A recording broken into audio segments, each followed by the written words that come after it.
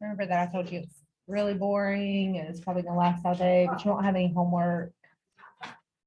So think about the positives. I have not started any of these. Did you start on chapter 3? There is no chapter 1 or 2. It's, yeah, you are correct. Chapter 1 and 2, I think it's just going over some like basic rules. There was no like work in it. All right.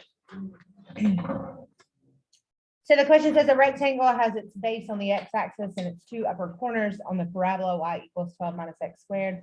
What is the largest possible area of the rectangle?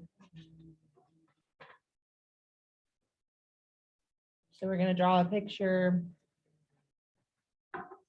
Here's your parabola. Here's your rectangle. Your parabola is y equals 12 minus x squared.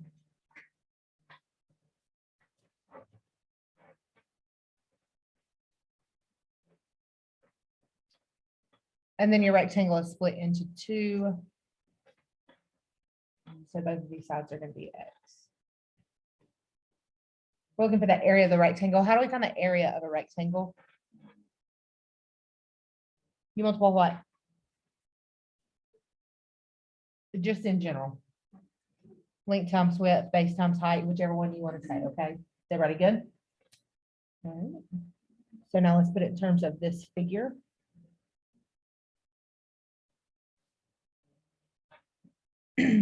What's your length? What's your width? Yeah, how tall is it going to go? It's going to go up to this function. So you're going to have the 12 minus x squared. Multiply this out. What do we get?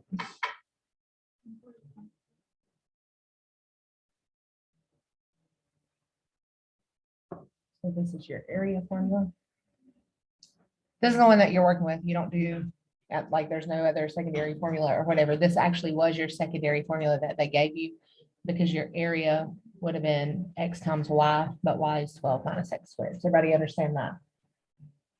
All right. What do I do now? Say it again. Find the derivative. dA over dx is. What do I do with that derivative? So that equal to 0. I'm going to add my 6x over, or my 6x squared over. Divide by 6. And solve, I get plus or minus 2. Can I have both of those answers? Why? Right, you can't have a negative distance or a negative length measure or whatever. So we're just going to keep the 2. What do I do with this 2? Plug it into the. Okay, both. So plug it into the original, and then why do we plug it into the second derivative? To determine whether it's a what?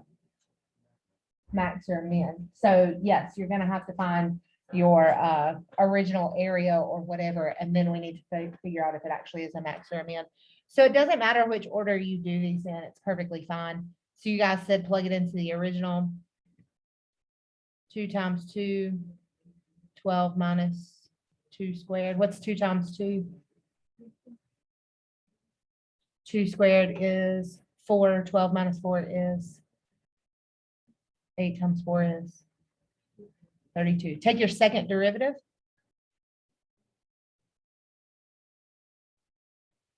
Here's your first derivative. What's your second derivative? Oh, didn't mean to put.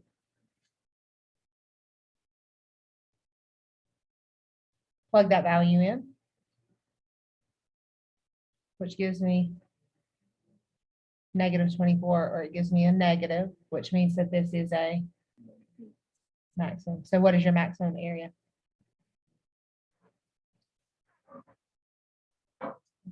So the only reason on these that you would take the second derivative is to determine, like if you had more than one, which one is the max or which one is the min. If you just have one like we have here, it should be the answer, but always check it just to make sure. Everybody got it? Any questions on that one? All right, number 2. A couple of these have pretty hefty, like these 2 are not that long, but I know there was a couple that I had like a page or 3/4 of a page on. So that's why I said it might take a little while, but it's still the same thing. It's just all the work that goes into it. All right.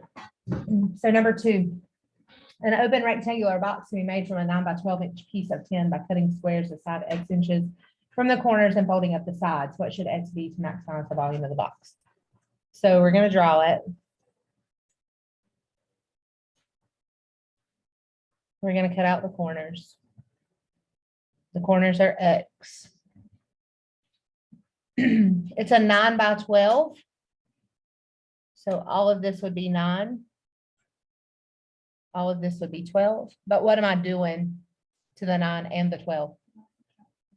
Subtracting 2x from the sides, right?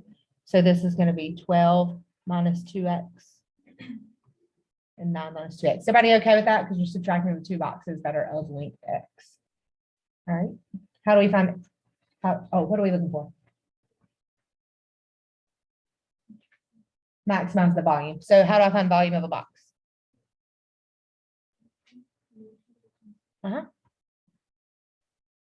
Use your equation, use your picture. What's your length? What's your width? And your height. Very good. Multiply that all the way out. You guys good if I just write it down? Okay. It's 108x minus 84x plus 12x squared. I lied. That's your derivative.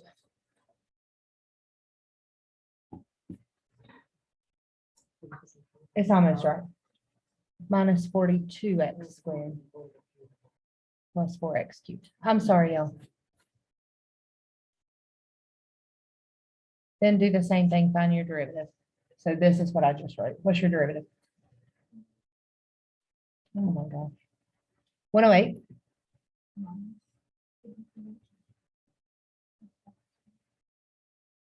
What do I do to that? What do I do to the derivative? Okay, how do I solve this? What should we try? Take out a 12. You are correct.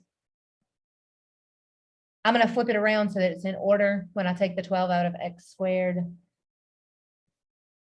84 divided by 12 is negative 7x, and 108 divided by 12 is 9. Everybody okay with that? What do I do now? I do. Do I have factors of 9 that'll add to negative 7? No. So if it is not factorable, you have to use quadratic formula. I'm going to rewrite that for you just so you see it. X equals negative b plus or minus the square root b squared minus 4ac all over 2a. Right now your b is negative 7. So if we change the sign, it's going to be positive 7. 7 squared minus 4. A is 1. C is 9 over 2 times A is 1.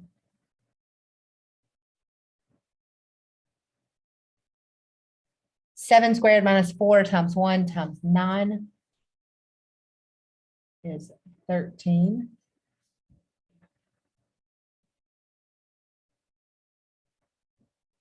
And then when you split these, 7 plus the square root of 13 over 2 and 7 minus the square root of 13 over 2.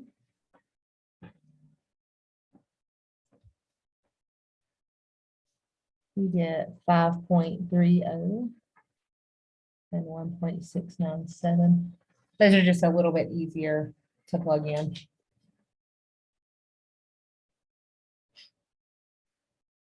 So here I have those two values that I talked about in the beginning. When you have two values, you have to do the second derivative and test. So you know which one's a max, which one's a min. If it's just one value, it should be the answer. I would go ahead and test it though. Okay, so what's your second derivative? Here's your first derivative.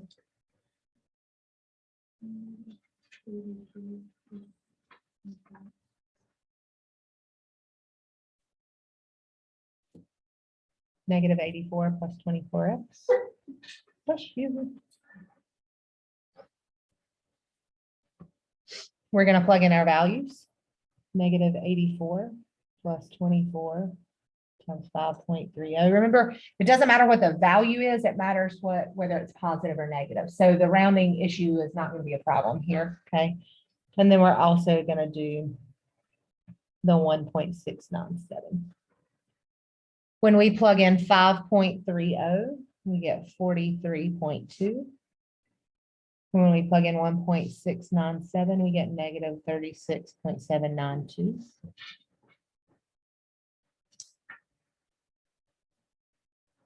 The first one is positive, which tells you it's a min. The second one is negative, which tells you it's a max. Which one are we looking for? The max. So it said, what should X be to maximize the volume? X should be, the max was at 1.697 or 7 minus the square root of 13 over 2.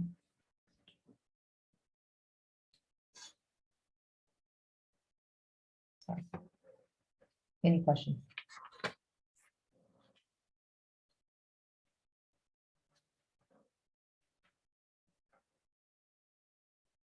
All right. Everybody got this one? Almost. Are you falling asleep to me? I don't wake yourself up. She didn't try to box me out yesterday. She won't know. Everybody good? Number 3.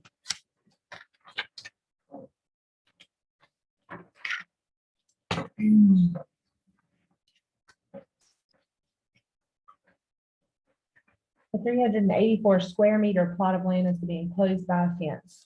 Those two things right there tell you what two formulas you should use. Okay, the first thing is, which one did they give you? 384, which means the area, right? So the area of a rectangle. Is everybody good? The second thing is they're going to use fence. What does a fence do?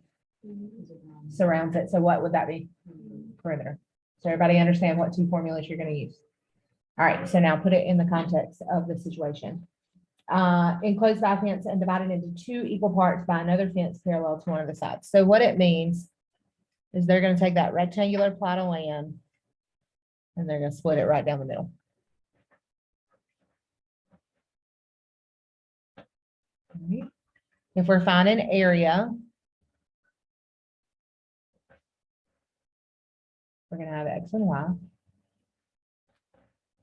So just like before.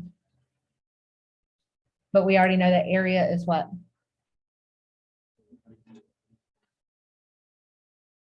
That's all we can do with that for right now. Because we have the fence, we're going to do the perimeter. You need every part of the fence in this perimeter. Okay, so if you have to look at it as piece by piece by piece by piece, that's fine. If not, you're going to have a top and a bottom, which is what? You have 1, 2, 3 vertical parts, which is going to be what? On a normal one that's not split down the middle, you would just have 2x. So just be careful that you include that middle fence. All right. So which one do you derive and which one do you use to help you do that?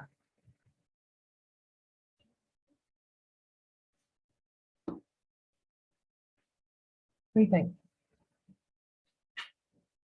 This is what you're having trouble with, right? So let's talk it out. This is all we're doing. Let's figure it out. So what's going to happen if you're on the AP exam and you get a question like this? Some of you are going to skip it. That's fine, whatever. I don't care. But some of you want to do it right. So Let's figure out which one we use and why we use it.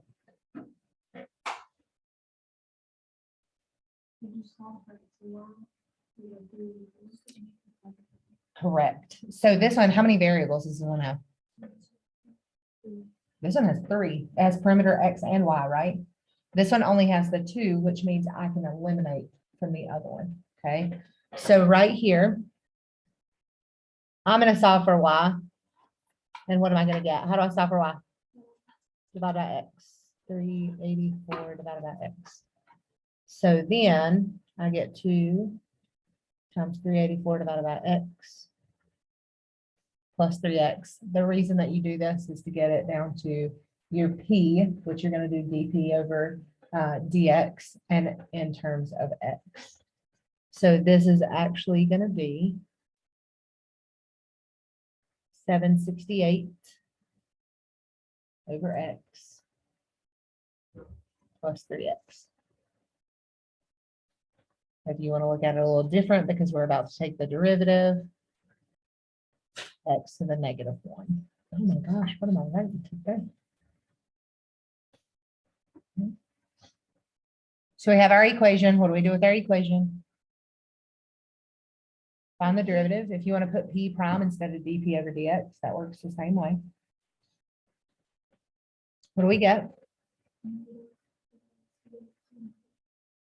X to the -2 plus 3. This is the same thing as -768 over X squared plus 3. What do I do to the derivative? That would equal to 0. I'm gonna add my 768 over.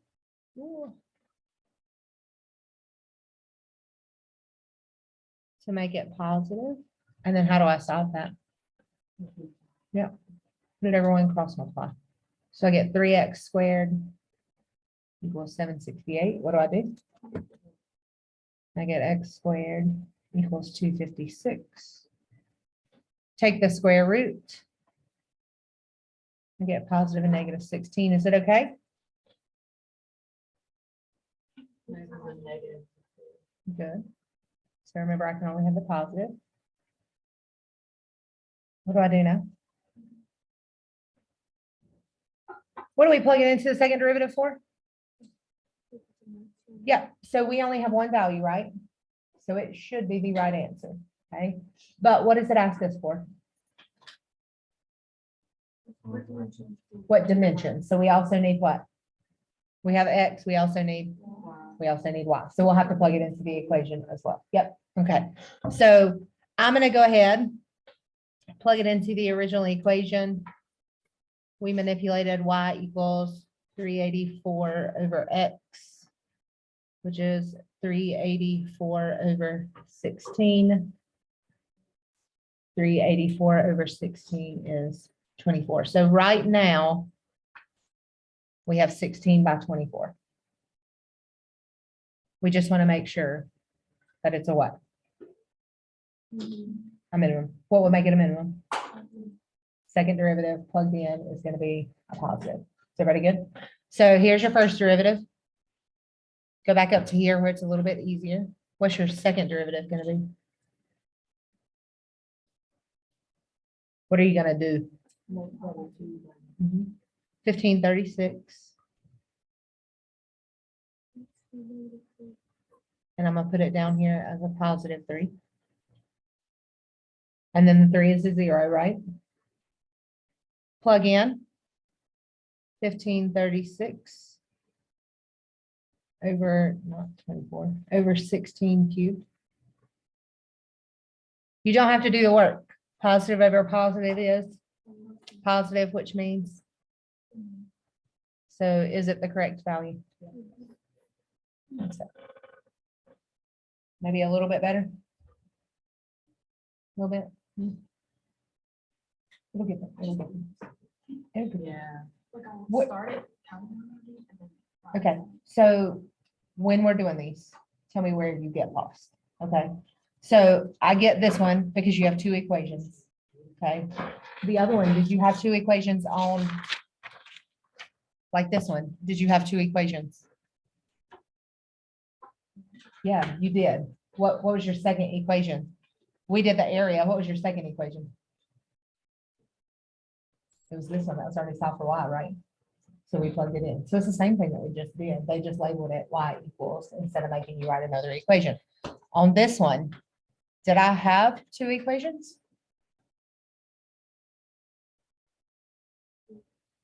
I actually did, right? Here's where it's at. Length times width times height. Here's one equation, another equation. You guys see what I'm saying? So there's multiple equations, and some of them don't realize that you have multiple equations. But we just use this to plug in for length and width. So let's look at your next one. What's it talk about?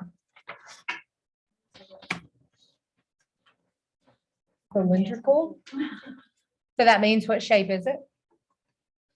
It's a cylinder. Okay. So we're working with a cylinder. What's a cylinder look like? And don't tell me a can. Tell me about it. Circle at the bottom, circle at the top. A rectangle. That's what we need to know. Is everybody good? A circle at the top, circle at the bottom, and a rectangle. So you have to break it down. All right. What is the radius of a cylindrical soda can with a volume of 512 cubic inches that will be used to minimize the material? How do we do this? How do we find the volume of 3D figures? What was that one formula that I gave you? Not 1/3. What's 1/3 deal with? Points. Yep. Cones and pyramids. So take the 1/3 off. What's the rest of it?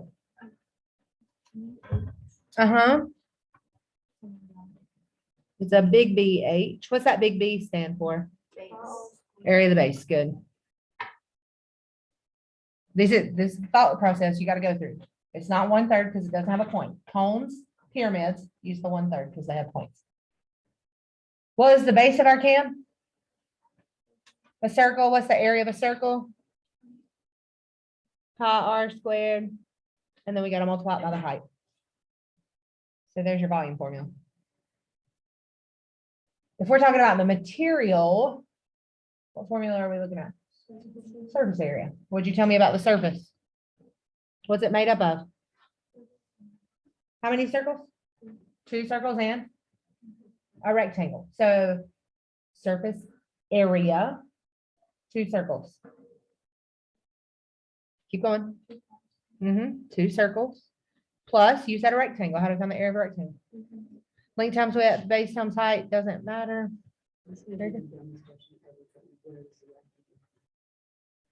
Pelican label, what's it look like? That's okay. No, that's a no, great question. Great question. Is everybody good? So I don't know if y'all heard that. Her question was, where's the rectangle come from? Pelican label. What's a can label? It's a rectangle. Is everybody good? Okay. All right. Think about it then. Think about it then. If you're talking about your rectangle, how do you find the length of your rectangle? Visualize it. The length of your rectangle makes up what on the can? That is exactly what I'm looking for. It's the circumference of the circle. So here's what you have.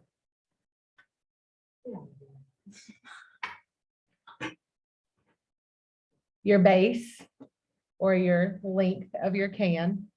What's the circumference of a circle? 2 power.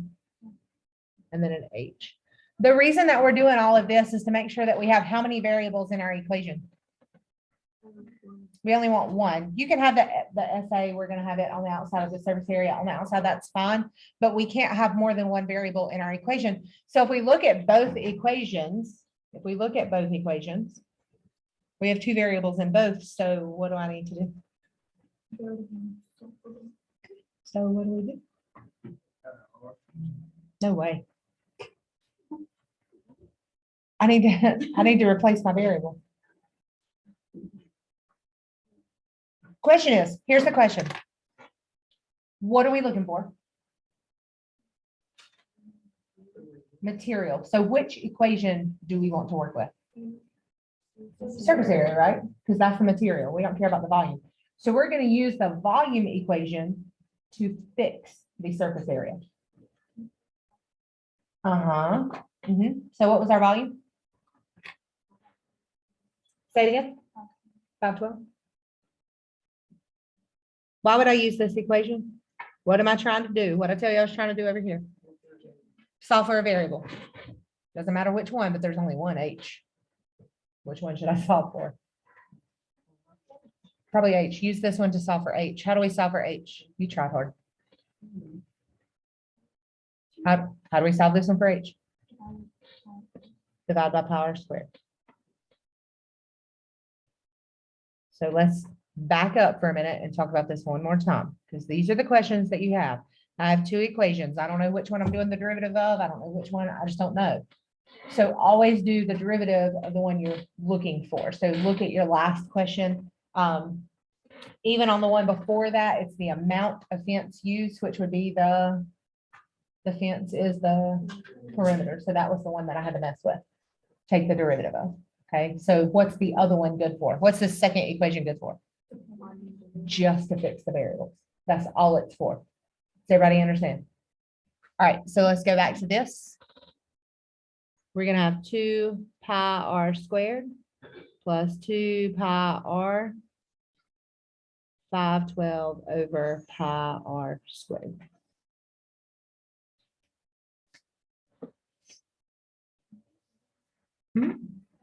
We're gonna clean this up so we don't have to do as much derivative stuff. The first one is fine. What about the second one? We can get rid of the pi. What else? Just one, right? Just one r. What's 512 times 2? You can do this. 1024. On the bottom, I still had an r. What do I do to this? No, I do not yet. I gotta find the derivative first, then set it equal to 0. All right, so I'm gonna rewrite it so it looks a little different. So that I can take the derivative r to the -1. So this is your surface area. We're gonna find the derivative. Remember, pi is a constant. So 4 pi r.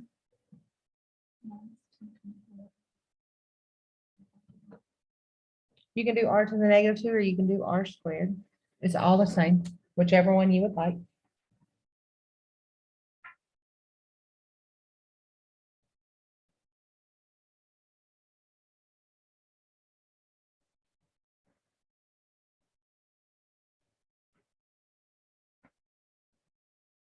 All right, now what?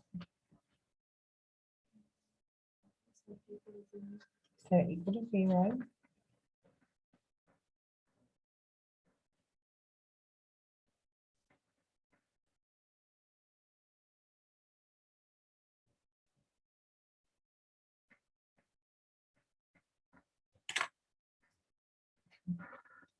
Please send Jalen's work for the week.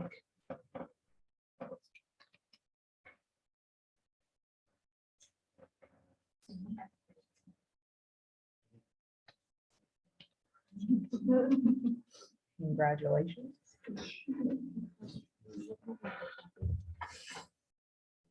All right, what do I do?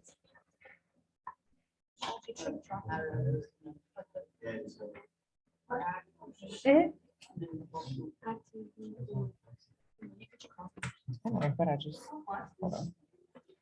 All right, move the 1024.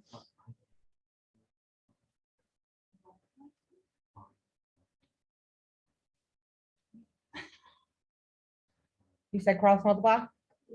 What do we get?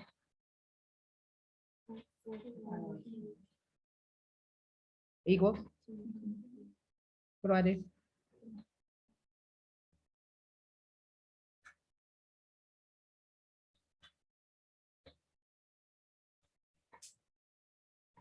What do I do? How to get rid of the cube? Yep, cube root.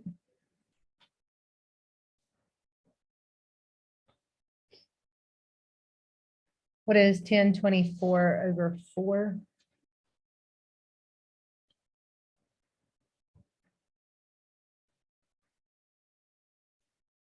You have calculators. Hopefully. Oh my God, welcome to math class.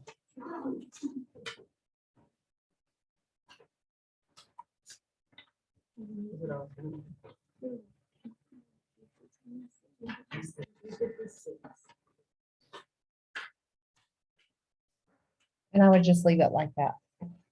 What do I do now?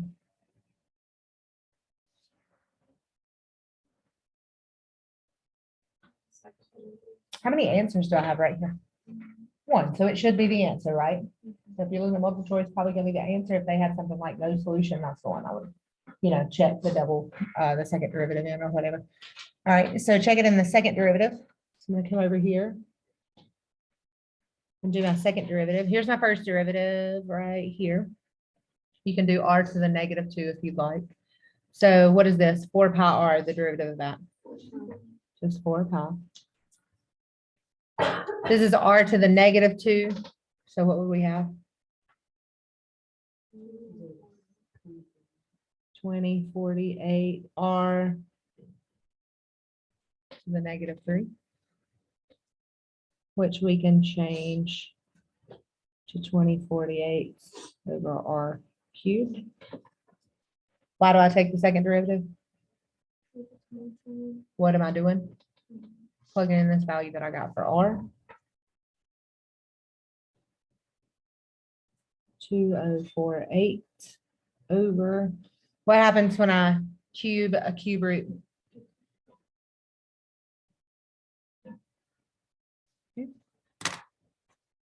I'm lazy.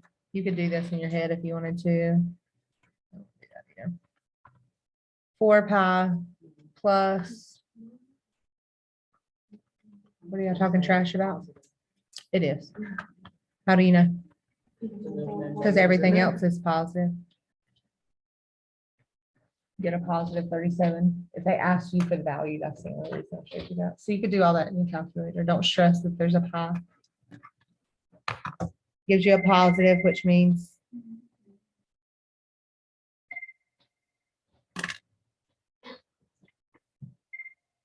sure.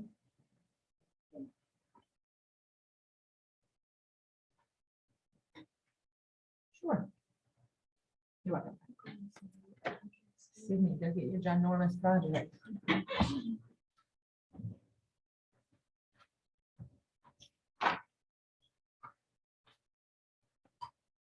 You know what my mom always said? Should have brought it to school. She really would have. She'd have been like, no way.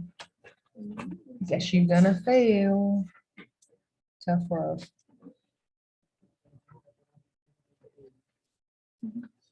Yes, I can be like, can you bring me a shirt? I'm just kidding. I'm not even sure I have one. If I want to. We watched them, so they're all in there, whatever. I don't think you'll need it today. I hope it's like it was yesterday after school. We could have practiced outside after school. No, we didn't. All right, number 5. I always have a shirt on. I don't know, she's a little loud. Yeah, see, seems like it.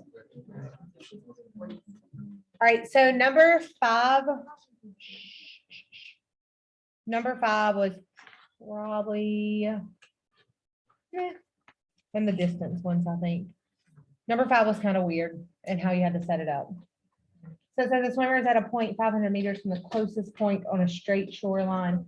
She needs to reach a cottage located 1,800 miles downshore from the closest point. So it's even further than the closest point. That's what you need to see. All right. If she swims at 4 meters per second, sorry, and she walks at 6 meters per second, yeah, she's fast. How far from the cottage should she come ashore to arrive at the cottage in the shortest amount of time? All right, so again, a swimmer is at a point 500 meters from the closest point on a straight shoreline. So check out this figure. Gosh.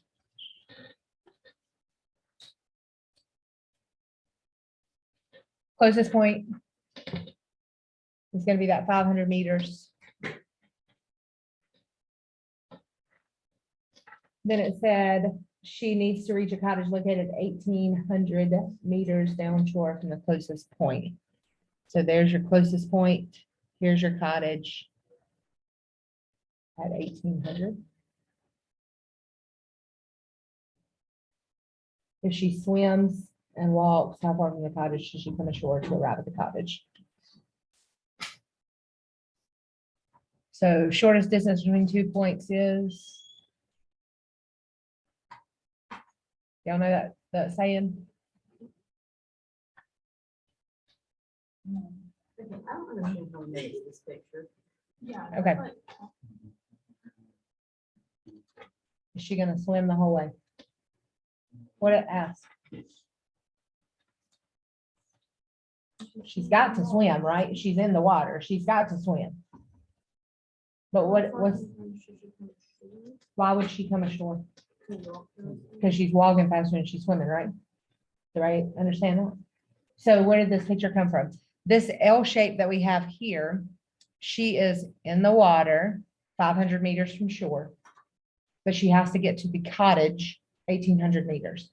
Why did we draw this line right here? That's what she's gonna swim. So that's the distance that she's gonna swim so that she can get to the shore. That's what they're trying to figure out. How far should she swim? So you know what I'm saying? So that's where this picture comes from. All right. So what do we need to know? We need to know this distance, that's a D1, that she's gonna swim. And this one, that she's gonna walk. Again, why does she do both? Because she walks faster than she swims, but she's in the water, so she can't walk out of the water. She has to swim out of the water.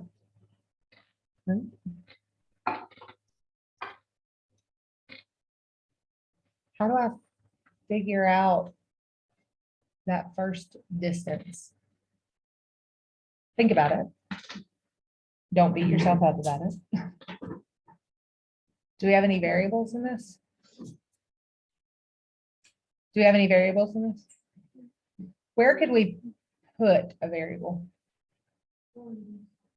No, that's gonna be your D1. Those are your two equations. Those are gonna be your two equations. Where can we put a variable? What do we not know? Bottom of the triangle, right? How do I find now that I have that X on the bottom of the triangle, D1? Say it again. Nope, that's not gonna help us. How do we find D1 right here? Yeah, we don't want this. We want this Pythagorean theorem, right? What is your Pythagorean theorem? Well, what if I'm trying to solve for C? Then what do I have to do? What I gotta do to it? Square root it. So I'm gonna write this formula. That's where it's gonna come from. So to get your first distance, remember you have to square root it so that you can get C and not just C squared. You're gonna do your two sides squared added together. So 500 squared plus X squared.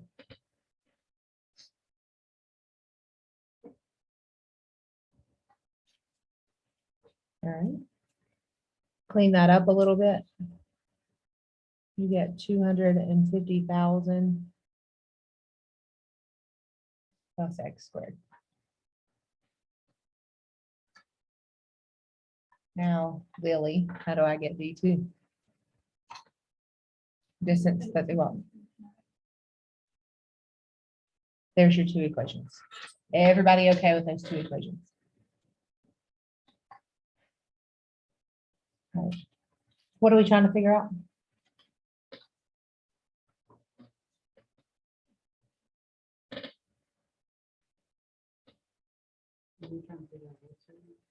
We're just trying to figure out that X, how far should she come ashore, right? So let's figure it out. What do we do?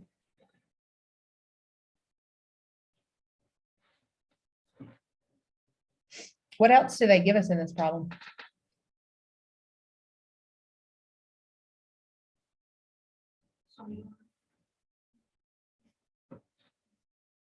Say it again. What are those? Don't think too hard. What are those? Close, close, close. Think about it. When we had, but what are those? When you have like meters per second, feet per second, miles per rates, they're rates. So do I have a formula that relates distance and rate? You know. it. I don't think that's chemistry.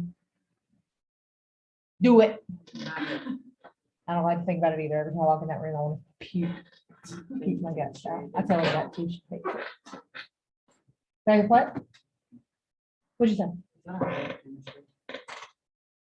I never took another chemistry class in my life. I need a formula that relates distance and weight. It's a real easy one.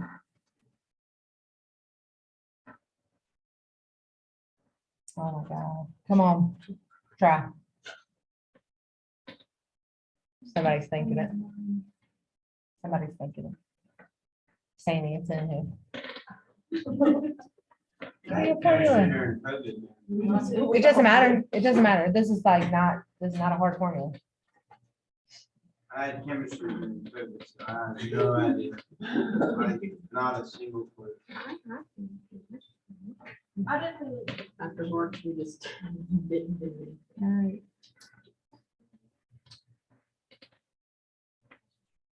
Oh, you will. What? What'd you say? I don't know that formula, Miss Jones.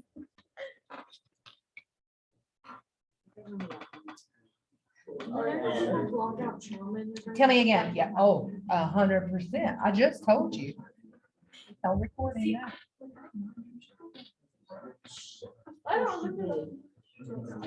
I just didn't like it. All right, y'all ready? Why did I do this formula? Because they gave us what? Our rates, our rates. They gave us our rates. All right, so we have to do this for both of them. Okay, so the first one, what's your distance? What's your D? First one,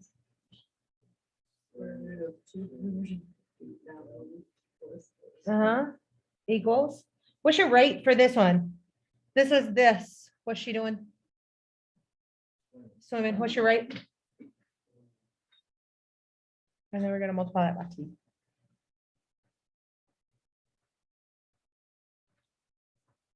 Property. What do I do?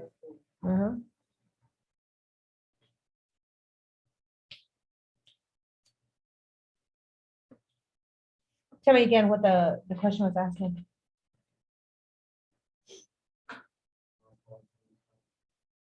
Okay. How far from the cottage should she come ashore to arrive? Cottage, the shortest, we want the shortest time. All right. Next one, what was your distance?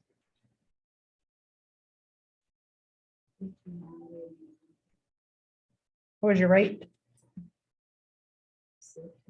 Walking was 6. Divide by 6. And T equals 1800x. 1800 minus x divided by 6.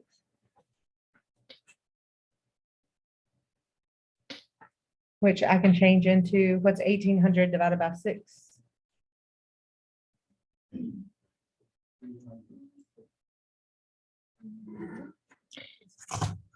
It's 300. It is. You try hard. Again, we're trying hard today. The reason we put it in terms of time is because we need the total time. The total time that she walks and swims. Is everybody good? How do we get a total time? Add them together. I'm gonna write that down. Total time.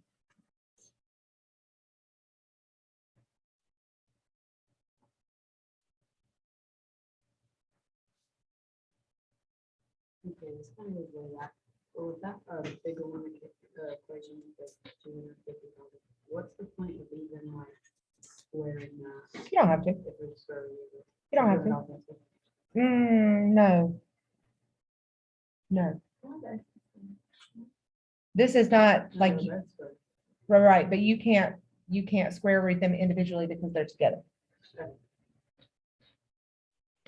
Remember, if we tried to factor this, you would not be able to factor it. Think about the inside. If I tried to solve the inside for 0, what would happen?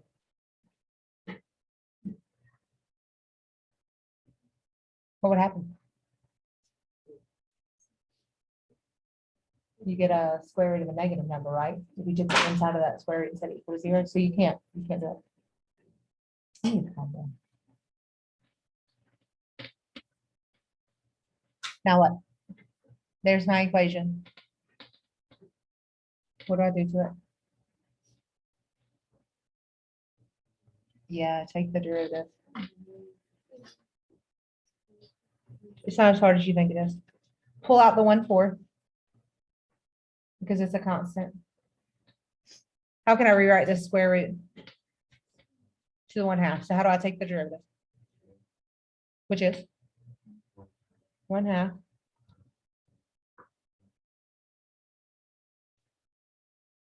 plus x squared to the negative 1/2 times 2x. Over here, what's going to happen to your 300? And then what's going to happen here? Negative 1/6, sorry, minus 1/6. Clean it up. Here's a 2. Here's a 2. So we can mark those out. So this doesn't count anymore. Just this one term, what's on the top. Be smart about this. Just x, because what's going to happen to your 250,000 plus x squared? Okay. So x is on top. What else is on the bottom? Oh, 4. Square root. 250,000 plus x squared minus 1/6. What do I do to that? Set it equal to 0. How do we solve?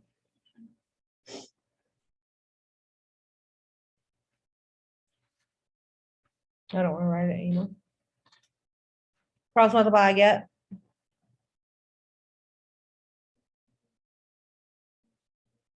4 times that whole square root. How do I solve? I still have x's under here. Yeah, go ahead and divide by that 4. I get 3/2 x equals the square root 250,000 plus x squared. What do I do now? Square 3. 9. Square 2.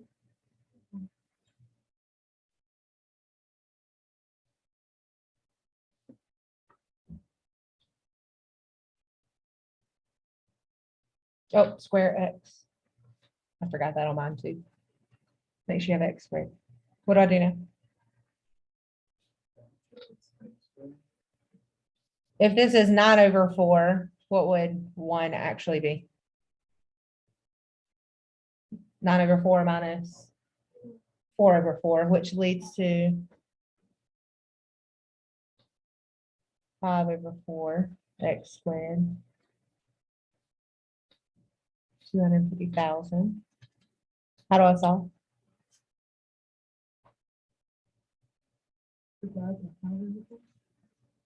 You can divide by 5/4, multiply by 4/5, or multiply by 4, then divide by 5. It doesn't matter which one you do. Everything is right that you said, and you get 200,000. And then square root. Then I get x equals plus or minus 447.21. What do you know?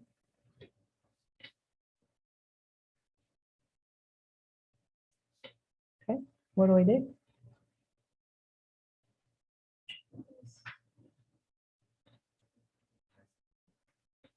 Do what now? I should say your second derivative and do what with it?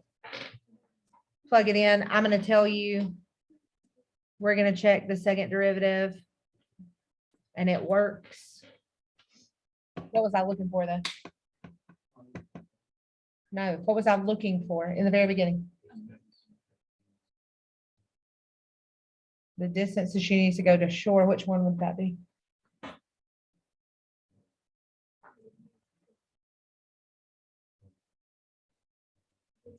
It's D2. That's what we need to know. D2. So what do I do with that? So I do 1,800 minus 447.21. So what is that distance? It is 1,352.79. So remember, I told you there was a couple that were really long. They're not really hard problems. Once you set it up. Around what? When you get low, tell me. You gotta tell me. Don't, I mean, I don't mind you stopping me. Right. And that, the more we work together, right, but now maybe you can do one like this. You see what I'm saying? You could at least start it and try. Remember, you get partial credit, so don't stress out. If you don't set up the problem perfectly right, and then you do some good stuff inside there, you could possibly get, like your values for your free response, like the first part, maybe like part one, maybe like setting it up. Part two, maybe did they take the derivative, set it equal to 0 and find your critical values? Your critical values may be wrong, but did you do what they asked you to do? So you get the points for that. So that's why I said trudge through it. Even if you get the wrong answer, you may get some bonus points in there. So don't stress out about it too much. Okay, always try and always try your hardest on it. You may get points. All right. No, I literally just said free response. It's okay. All right, look at your next one.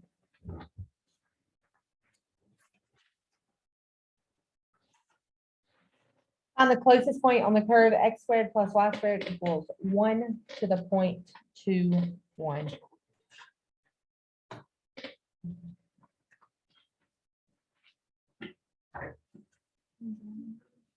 You should know that x squared plus y squared makes a circle. 1 is going to be your radius. And then it wants the closest to 2, 1. And 2, 1 is going to be over here.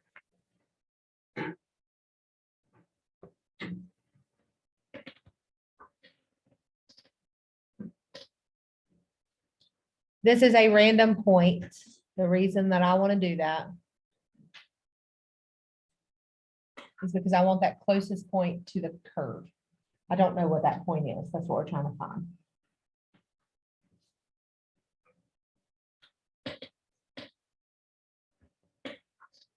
Find the closest point. How do I do that? What do you think? I already have one equation, right? X squared plus y squared equals 1. I need another equation.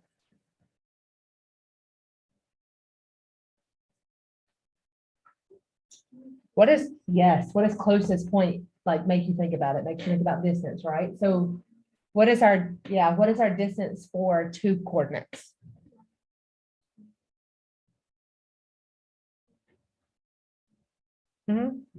You said the square root y minus y squared plus x minus x squared, or vice versa. It honestly doesn't matter. What do we know in this equation though?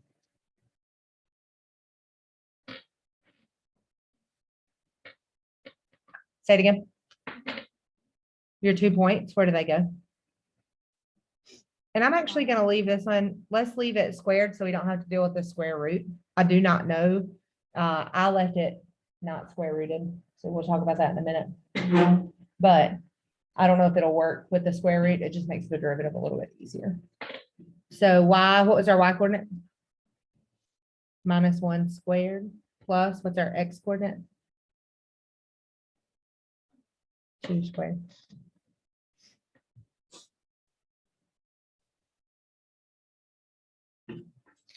Which one are we going to take the derivative of?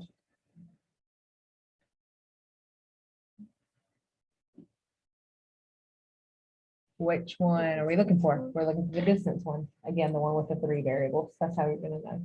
All right. So how do I fix this so that I can take the derivative? What's this one for?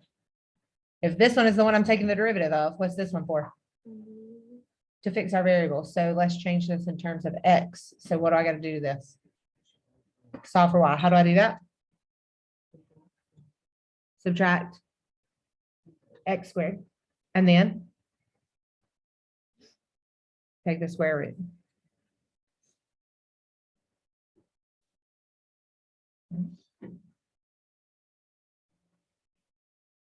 So y is the square root of 1 minus x squared minus 1 squared plus x minus 2 squared.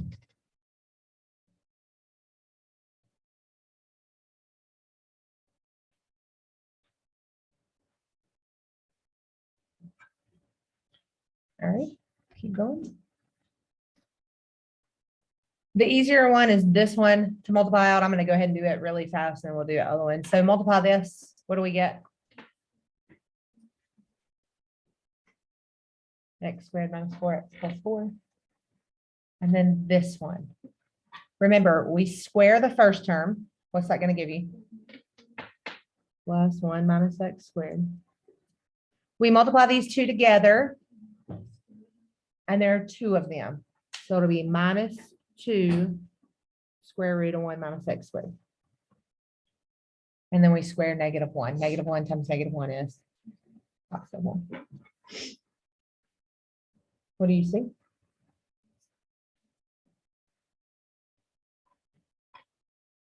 Clean it up. What are we gonna have? Does not matter what order you put it in. Negative 4x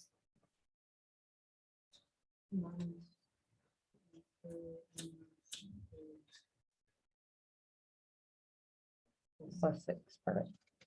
What do I do to that? Take the what? Derivative. What is it? Negative 4. What happens right here? Half of 2 is negative 1 times 1 minus x squared to the negative 1/2 times what? Negative 2x. I didn't hear you say the negative. Just making sure we saw that. All right, I'm gonna clean it up. Negative 4.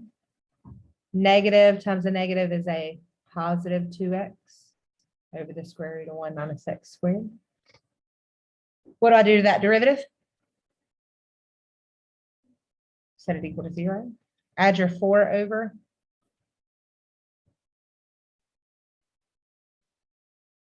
Cross multiply. I get 2x equals 4 times the square root of 1 minus x squared. What do I do?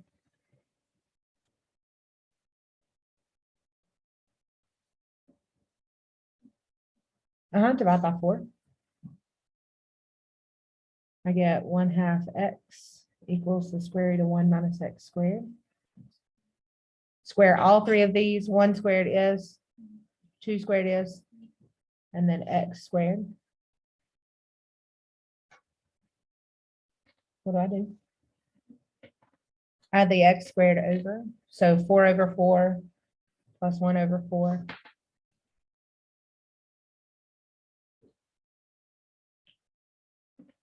Multiply by 4, divide by 5. It just flips it over. And then what do I do? How many answers are there to a square root? Positive, negative. Take both square roots. You can't take the bottom. Square root of 4 is 2. The bottom is going to stay square root 5.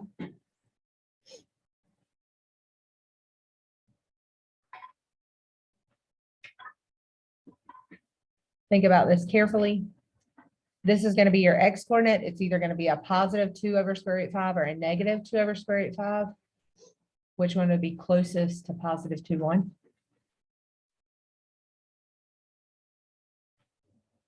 One of the positives, right? So we're not using the negative values because the negative values would put you on this side, right?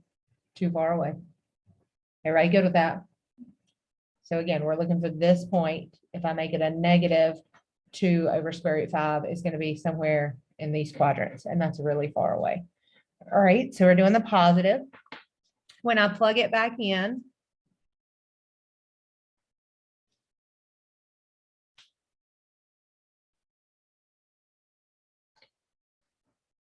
to the original. Sorry, I forgot my square root on my file.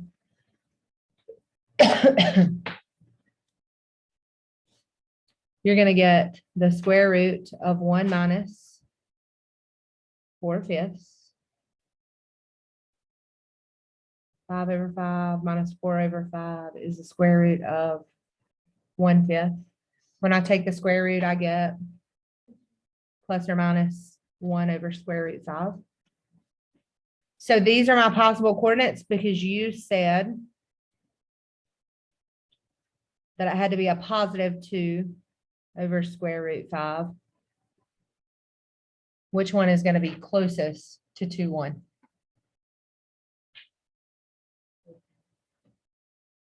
Which one? The first one, the one that's all positive. That's your answer. Again, because we're in quadrant 1, we don't want to come out of quadrant 1.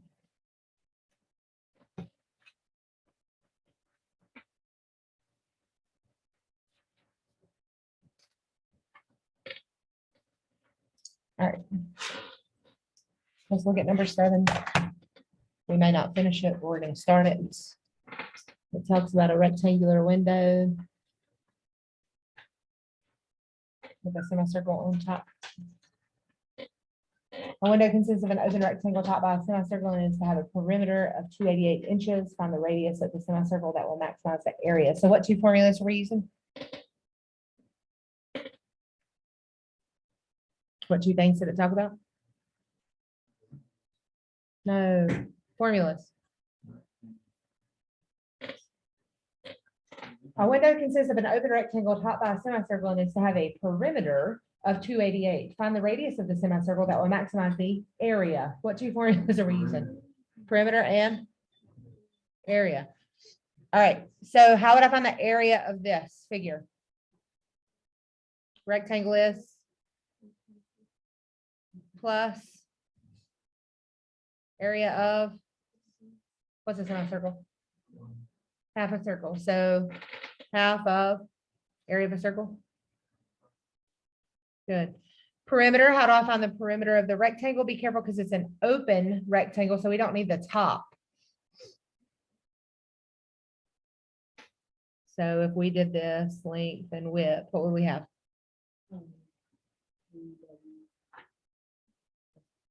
Plus, I need the top.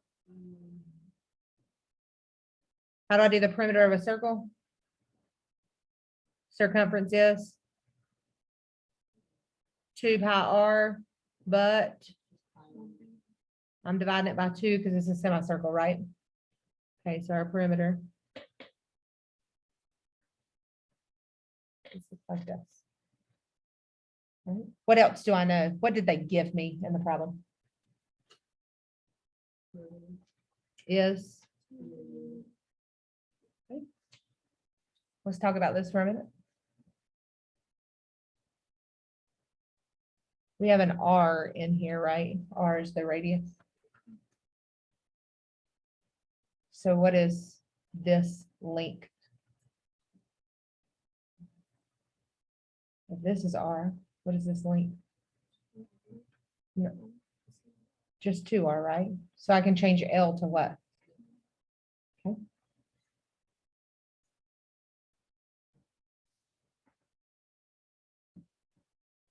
What about my width?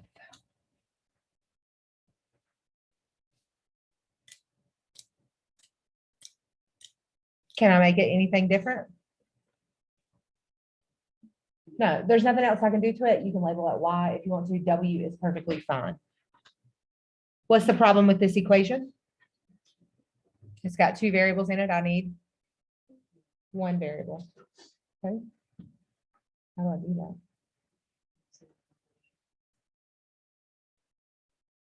What do I do?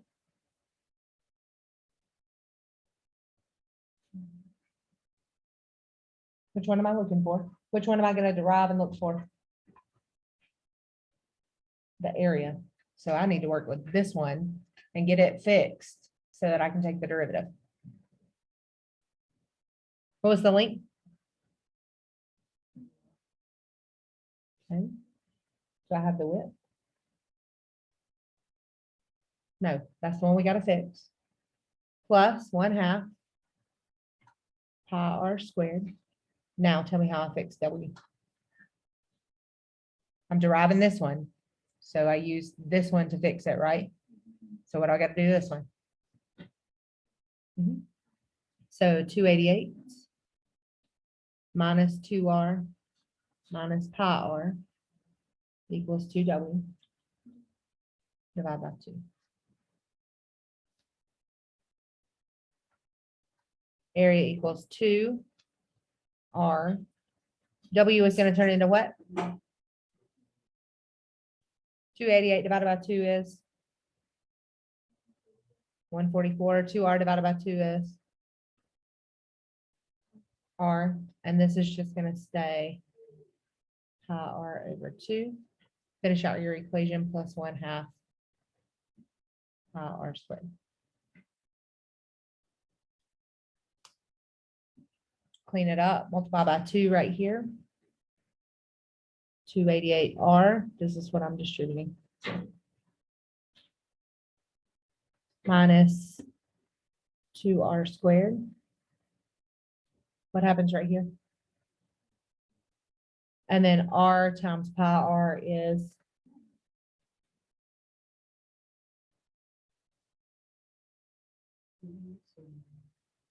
oh, sorry, hold on. It is. I was looking at this one. And then what?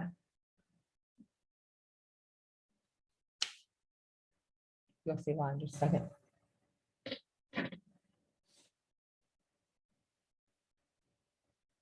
See these like terms?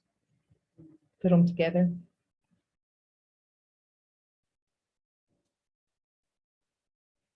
(1/2 minus 1 is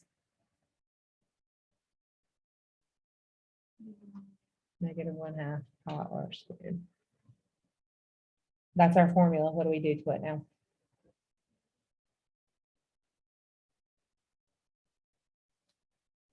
We get 288 minus 4r. 2 times 1/2 is 1 pi r. What do I do to the derivative? We're going to move the 288 over, negative 4r minus pi r equals negative 288. I can take my r out of this. Negative 4 minus pi. And then how do I solve for r? Divide it by negative 4 minus pi. Or completely positive because they're all negative. That's the answer that I gave you for, sorry, positive. That's the answer that I gave you. How do I know that it's going to be the answer? When I get one answer, I should know that that's the answer, but what can I do to check it? The second derivative. So if I take the second derivative of this, derivative of 288 is, derivative of negative 4r is, derivative of negative power is. This value is, because these are both constants, there's nothing to plug into. Negative, which means a max. What were we looking for? The max. That's it. All right, we will finish these up on Monday. Sorry, y'all. No homework. Yay.